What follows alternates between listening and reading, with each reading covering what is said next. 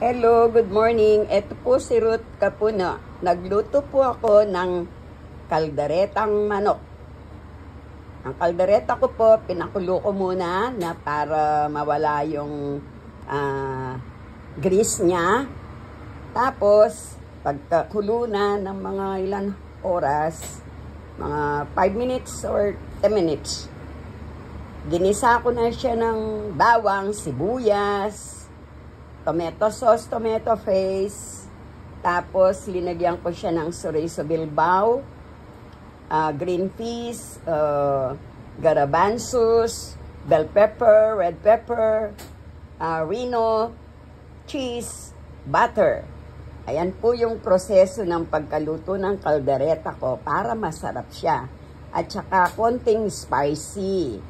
Hindi ko na binidyo habang linuluto ko siya. Na yung luto na lang siya, ina-explain ko na lang kung paano ko siya linuto. Salamat po. Huwag niyo pong kalimutan mag-subscribe kay Imelda at kay Ruth Capuno. Thank you.